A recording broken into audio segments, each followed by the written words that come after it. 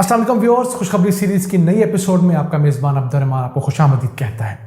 आज हम डिस्कस करेंगे 3 खुशखबरियां और सबसे पहली खुशखबरी पाकिस्तान की मुसलसल बढ़ती हुई एक्सपोर्ट्स हैं, जिनके अंदर दिसंबर के माह में 18% इजाफा हुआ है।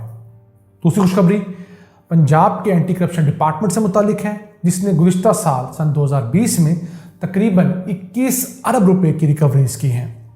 और तीसरी खुशखबरी पंजाब रेवेन्यू अथॉरिटी से मुतालिक है, जिसने टैक्स कलेक्शन के अंदर 41.5% इजाफा करके सबको हैरान कर दिया है। तो आइए चलते हैं आज की पहली खुशखबरी की तरफ।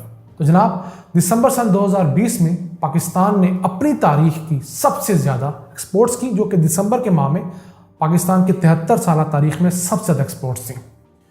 दिसंबर सन 2020 के अंदर पाकिस्तान ने 2 अरब 357 मिलियन डॉलर्स की एक्सपोर्ट की। तो ये दिसंबर साल 2019 से 18% ज़्यादा एक्सपोर्ट्स हैं। उस साल हमने 1 अरब 993 मिलियन डॉलर्स एक्सपोर्ट की थी। देखा जाए तो हमने इस साल उसकी निस्बत 364 मिलियन डॉलर्स ज़्यादा एक्सपोर्ट्स की हैं एक माह के अंदर, और ये बहुत बड़ा जंप है पाकिस्तान जैसी इकॉनमी के लिए। इसी के साथ साथ पाकिस्तान के रेमिटेंसेस भी इंक्रीज हो रही हैं। तो मैं जो फिगर्स आपको स्क्रीन पर दिखा रहा हूँ, ये ऑफिशियल फिगर्स हैं। ये वो फिगर्स हैं जो ऑथेंटिक फिगर हर जगह कंसिडर होते हैं। इसके अलावा अगर हम इस मालियाती साल के पहला जो हाफ था, जुलाई, अगस्त, सितंबर, अक्टूबर और नवंबर, दिसंबर, 6 माह, उसका तकाबली जायज़ा हम लें अगर सन 2019-20 के मालियाती साल से, यानी कि 1 साल पहले से, तो जनाब इस साल हमने 5% एक्सपोर्ट्स ज़्यादा की हैं। वो किस तरह? हमने 1 साल पहले 11 अरब 533 मिलियन डॉलर्स की एक्सपोर्ट्स की थी पहले 6 माह में, और इस करंट साल के पहले 6 माह में हमने 12 अरब 104 मिलियन डॉलर्स की ज़्यादा एक्सपोर्ट्स की, यानी कि 531 मिलियन डॉलर्स हमने ज़्यादा कमाए हैं। $500 मिलियन हम 6 माह में कमा चुके हैं। इसी रफ्तार में भी हम रहे तो इंशाल्लाह 1 अरब डॉलर गुज़िश्ता साल की निस्बत ज़्यादा कमाएंगे। लेकिन हमें उम्मीद है कि जिस तरह अब हमारी इंडस्ट्री चल पड़ी है कोरोना के बाद, ऑर्डर्स मिल रहे हैं, लेबर की शॉर्टेज है, लेबर भर्ती की जा रही है, तो इस साल इंशाल्लाह कम से कम 2 अरब डॉलर्स ज़्यादा प्लस जाएंगे पिछले साल की निस्बत। हमें अल्लाह से दुआ करनी चाहिए कि हमें इस काबिल बना दे। इस मुतालिक हमारे काफ़ी सारे सब्सक्राइबर ने पूछा था। तो जनाब, ऑथेंटिक फिगर वो होते हैं जो हुकूमत, किसी भी मुल्क की हुकूमत जारी करती है। मेरे आपके किसी प्राइवेट इदारे के जारी किए हुए ऑथेंटिक फिगर्स उस वक्त तक नहीं होते जब तक उनकी रिसर्च आलमी मेयार की रिसर्च के मुताबिक विद रेफरेंसेस, विद कोटेशंस, हर चीज़ मौजूद ना हो। तो चूंकि हुकूमत पाकिस्तान का ये वर्जन है, स्टेट बैंक ऑफ पाकिस्तान ये कह रहा है, पाकिस्तान ब्यूरो ऑफ स्टैटिस्टिक्स कह रहे हैं, प्राइम मिनिस्टर कह रहा है, तो हम इसको मानने में मजबूर है, समझ लें, या ऑफिशियल फिगर पूरी दुनिया में, अमेरिका में, बरतानिया में यही काउंट होते हैं जो कि उनके अदारे उसको जारी करते हैं। तो जनाब, अब चलते हैं आज की दूसरी खुशखबरी की तरफ। वो ये है कि पंजाब का जो एंटी करप्शन का इदारा है वो अच्छा काम कर रहा है, जिसने गुज़िश्ता साल सन 2020 के अंदर मजमूई तौर पर 21 अरब रुपए की तकरीबन रिकवरी की, जिसमें से 20 अरब 22 करोड़ रुपए की इनडायरेक्ट रिकवरी थी, यानी कि ज़मीनों के कब्जे खाली करवाए, सरकारी ज़मीनों जो कि मुख्तलिफ लोगों के कब्जे में होती हैं उनको खाली करवाया। इस मुतालिक हम वक्तन फ़क्तन वीडियोज़ जो हैं अपने दूसरे चैनल अब्दुर्रहमान एक्सक्लूसिव पर डालते रहते हैं। उसका लिंक हमारे डिस्क्रिप्शन में मौजूद है, वहाँ देख सकते हैं। और इसी के साथ साथ 53 करोड़ 33 लाख रुपए की डायरेक्ट रिकवरी करवाई मुख्तलिफ लोगों से जिन्होंने करप्शन की थी, उनसे डायरेक्ट कैश इकट्ठा करके सरकार के कागजों में जमा करवाया। इन्होंने गुज़िश्ता साल एक बड़ी अच्छी ऐप लॉन्च की जिसका नाम है रिपोर्ट करप्शन ऐप। आप उसके ऊपर जाकर इस मुतालिक कोई भी करप्शन आपके इलाके में हो रही है, सड़क खराब बनाई जा रही है, कोई बंदा आपसे रिश्वत तलब कर रहा है, किसी काम करवाने के पैसे जायज़ नाजायज़ मांगे जा रहे हैं, करप्शन की कोई फॉर्म भी है, आप उसको वहाँ रिपोर्ट करें। ये बड़ा एक्टिवली रिस्पॉन्ड करते हैं और मैंने खुद ज़ाती तौर पर इसको इस्तेमाल किया था, इसके बड़े अच्छे नताइज निकले थे। इसी के साथ साथ इन्होंने गुज़िश्ता साल 2650 पेट्रोल पंप्स चेक किए, उनके क्राइटेरिया चेक किए, वो लीगल है या नहीं लीगल। उसमें से 999 पेट्रोल पंप्स बेज़ाब्तियाँ पाई गई, उनको 1 करोड़ 27 लाख रुपए का जुर्माना किया गया।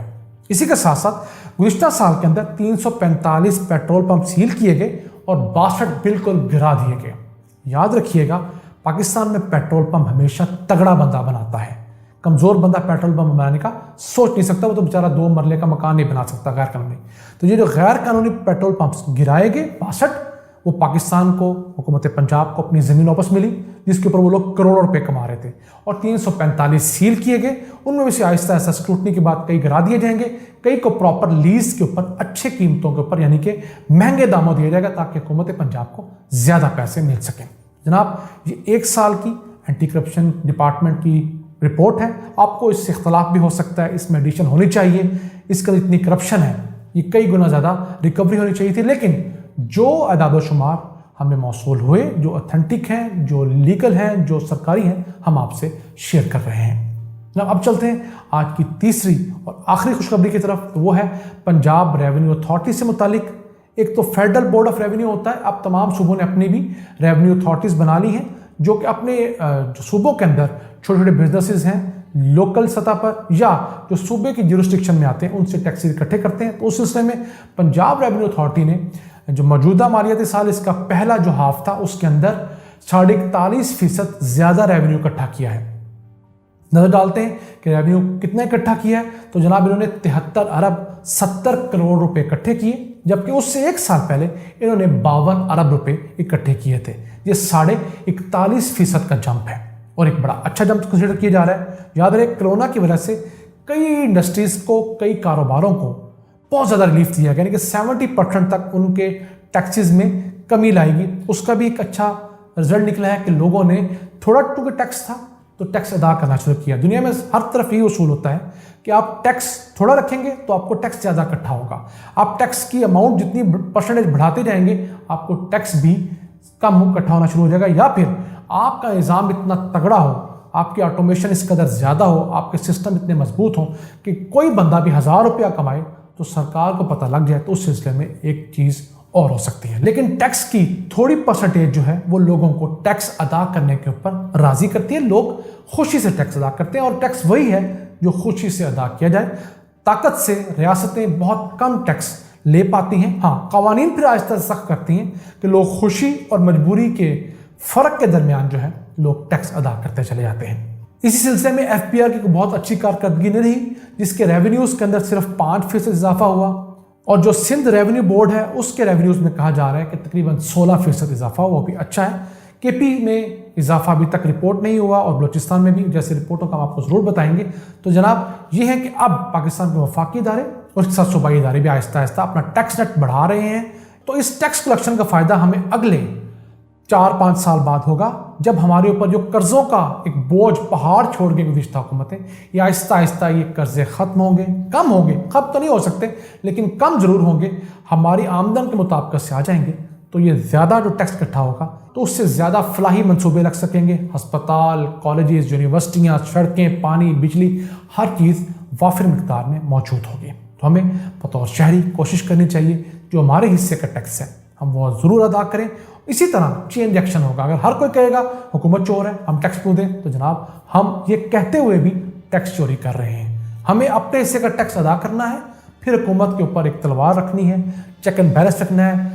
इलेक्शन में वोट उन लोगों को देना है जो टैक्स इकट्ठा करके उसको ईमानदारी से हम पे खर्च करते हैं, साबिक हुक्मरानों की तरह नहीं जो कि कर्जे लेकर हम पे खर्च किया करते थे और आज उनके लगाए हुए 90% मनसूबे नुकसान में जा रहे हैं और उनके लिए हुए कर्जे हम 3 गुना महंगा सूद अदा करके वापस कर रहे हैं। इसी वजह से बिजली, गैस, हर चीज़ महंगी है। जनाब ये तो थी आज की खुशखबरियाँ। मेरी अल्लाह से दुआ है कि इसी तरह पाकिस्तान पर अपनी रहमतें और बरकतें नाज़र फरमाता रहे। अपने मेज़बान अब्दुर्रहमान को इजाज़त दीजिए। अल्लाह निगहबान।